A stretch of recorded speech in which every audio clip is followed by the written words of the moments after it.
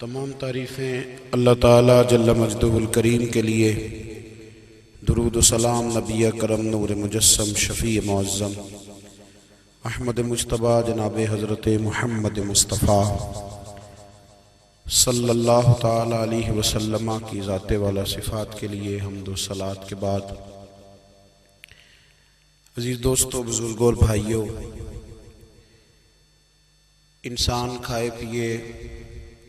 سوئے جاگے تو اس کے جسم کی ضروریات پوری ہوتی ہیں، لیکن جب وہ اللہ کا ذکر کرتا ہے، نماز پڑھتا ہے، دعا مانگتا ہے، استغفار پڑھتا ہے، درود و سلام کے گجرے پیش کرتا ہے، تو پھر اس کی روحانی ضروریات پوری ہوتی ہیں۔ آج جس زمانے میں ہم وقت گزار رہے ہیں، لوگوں کی جسمانی ضروریات پوری کرنے کے لیے، غذائی ضروریات پوری کرنے کے لیے بہت سارے بندوبست کیے جا رہے ہیں، لیکن جتنا لوگ اپنی ظاہری ضروریات میں خود کفیل ہوتے جا رہے ہیں،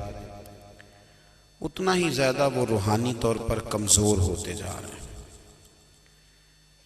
گھنٹوں بیٹھ کر گپ شپ کرنے والے لوگوں کے لیے تھوڑی دیر بھی ذکر الہی کرنا مشکل ہو جاتا ہے۔ لمبی چوڑی باتیں کرنے والے، لمبے چوڑے دلائل دینے والے لوگ اور سمجھدار لوگ اور سیانے لوگ عبادت کے معاملے میں سستی کرتے ہیں، عمل کے مسئلے میں کمزور ہو جاتے ہیں۔ تسبیحات کرنا، وظائف پڑھنا، درود و سلام پڑھنا، کم بولنا، سچی بات کرنا، صبر سے رہنا، شکر کو اپنانا، قناعت اختیار کرنا، حسد، بغض، عداوت سے بچنا، یہ لوگوں کے لیے مشکل ہو جاتا ہے۔ پھر اس کا نقصان یہ ہے کہ معاشرہ ایک عجیب سی بے سکونی اور بے قراری کا شکار ہے۔ جیب میں بہت زیادہ پیسے رکھنے والا، خوش شکل نظر آنے والا، پیٹ بھر کے روٹی کھانے والا شخص بھی ڈھونڈتا پھرتا ہے کہ آخر میں پریشان ہوں کیوں۔ آپ انسانیت کی تاریخ پڑھیں گے تو آپ کو معلوم ہوگا کہ انسان نے کبھی پتھر کی پوجا کی، کبھی معاذ اللہ چاند سورج کی، درختوں کی، بتوں کی پوجا کی۔ معاذ اللہ یہ غلط ڈائریکشن پہ تو چڑھ گیا، لیکن ایسا نہیں ہے کہ کوئی بندہ دنیا میں آیا ہو اور کسی کی اس نے عبادت نہ کی ہو۔ اس لیے کہ اللہ تبارک و تعالیٰ نے جس طرح ہمارے جسم میں کھانے کی طلب رکھی ہے، پینے کی طلب رکھی ہے، سونے کی طلب رکھی ہے، اسی طرح اللہ تعالیٰ نے عبادت کے لیے طلب رکھی ہے جسم میں۔ یہ تو ہوا کہ انسان گمراہ ہو گیا، غلط رستوں پہ چل نکلا،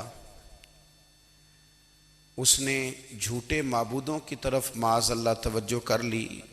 لیکن وہ کسی نہ کسی کے سامنے جھکتا رہا، چونکہ اس کے وجود میں طلب تھی، شوق تھا اسے کہ وہ عبادت کرے۔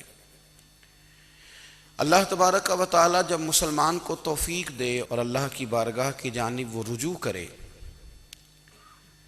تو پھر اس کا رویہ یہ ہونا چاہیے کہ اس کی توجہ ہو اللہ کی جانب۔ ہمارے ہاں تسبیحات پڑھ لی جاتی ہیں اگر کبھی موقع ملے، لیکن وہ خاص انہماک، وہ خاص شوق، وہ خاص ذوق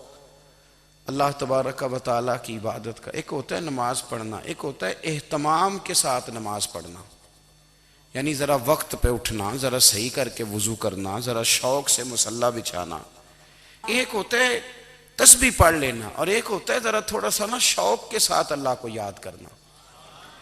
آپ کبھی جو میں نے آیہ کریمہ پڑھی، اس کی آپ شان نزول دیکھیں، نبی کریم صلی اللہ تعالیٰ علیہ وسلم کے نا کچھ صحابہ اللہ کی محبت کے شوق میں حضور کی بارگاہ میں حاضر ہوئے، اور انہوں نے آ کے عرض پتہ کیا کیا؟ عرض کرنے لگے، یا رسول اللہ صلی اللہ تعالی علیہ وسلم سالوں بیت گئے ہیں سجدے کرتے ہوئے، حضور سالوں بیت گئے ہیں تسبیح پڑھتے ہوئے، سالوں بیت گئے کہتے ہوئے کہ سبحان اللہ وہ پاک ہے، ہمیں سالوں بیت گئے یہ کہتے ہوئے کہ اللہ اکبر وہی سب سے بڑا ہے، سالوں بیت گئے کہتے ہوئے کہ الحمدللہ ساری تعریفیں اللہ کے لیے، سالوں بیت گئے اس کی تسبیح کرتے، تحلیل کرتے، تکبیر کہتے۔ حضور اب نہ ہمارا اپنے رب سے ملنے کو جی چاہتا ہے، کبھی اے حقیقت منتظر نظر آ نہ لباس مجاز میں، لاکھوں سجدے تڑپ رہے ہیں میری جبین نیاز میں۔ اور اقبال کہنے لگے کہ تیرے عشق کی انتہا چاہتا ہوں، تو میری سادگی دیکھ کیا چاہتا ہوں، میرا ذرا سا تو دل ہے مگر شوخ اتنا، میں وہی لن ترانی سنا چاہتا ہوں۔ میرا بھی دل کرتا ہے کہ اللہ میں تجھے کہوں میں تجھے دیکھنا چاہتا ہوں، جس طرح حضرت موسیٰ کلیم علیہ السلام نے کہا تھا، اور تو مجھے کہے کہ لن ترانی تو نہیں دیکھ سکتا، ذرا سا تو دل ہے مگر شوخ اتنا، میں بھی وہی لن ترانی سنا چاہتا ہوں۔ پھر کہنے لگے بھری بزم میں راز کی بات کہہ دی، بڑا بے ادب ہوں سزا چاہتا ہوں۔ دیکھو سب لوگوں کے بیچ ہی میں نے یہ کہہ دیا۔ میرے عزیز صحابہ نا شوق میں، کتنے سارے لوگ ہیں آپ، کتنی ماشاءاللہ بڑی تعداد میں آپ آئیں،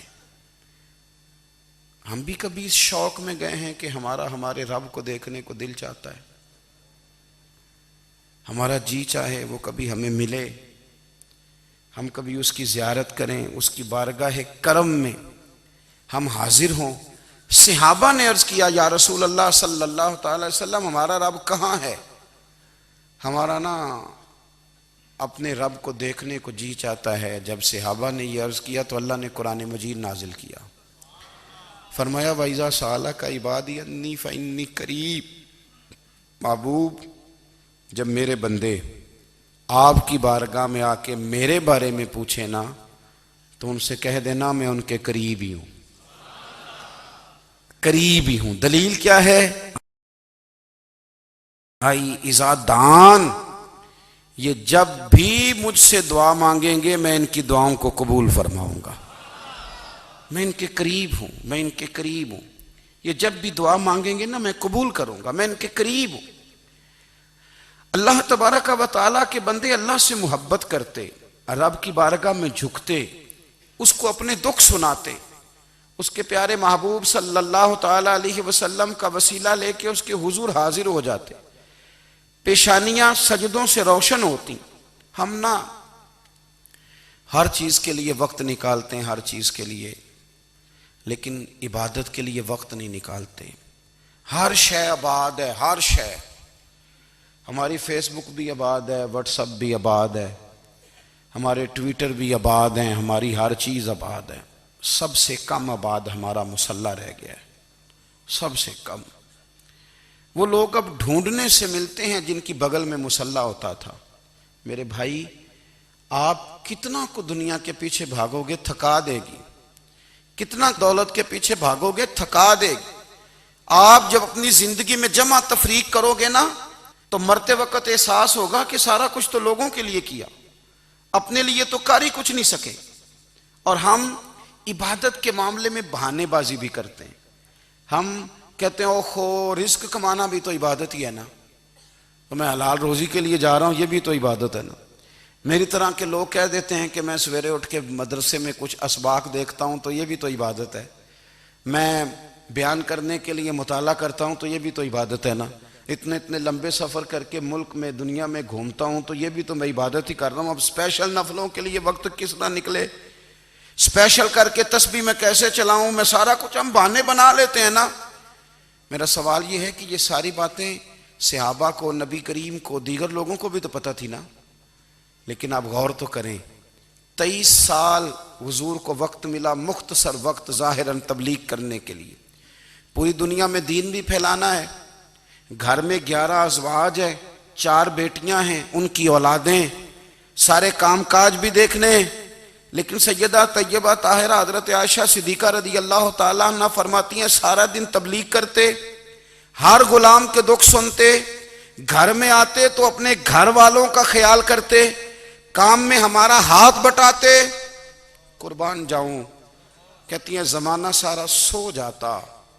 لیکن آمنہ کے لال مصلی بچھا لیتے۔ دنیا سو گئی ساری، سب سو گئے، جو خدام تھے، وہ جو غلام تھے، وہ سو گئے۔ صحیح مسلم نے لفظ ملیں گے، سیدہ پاک فرماتی ہیں او میرے نبی کے غلاموں، میں نے یہ رنگ بھی دیکھا ہے کہ حضور نے اتنا کھڑے رہے، اتنا قیام کیا، اتنا قیام کیا کہ مقدس پیروں میں ورم آ گئے، سوج گئے پیر، اتنے بڑے۔ دل پہ ہاتھ رکھ کے نہیں بتا سکتا کہ میرے کبھی نماز میں پیر سوج گئے ہوں، کوئی نہیں بتا سکتا۔ بچوں کی روٹی کماتے تھک گئے بات الگ ہے، ہم سیر کر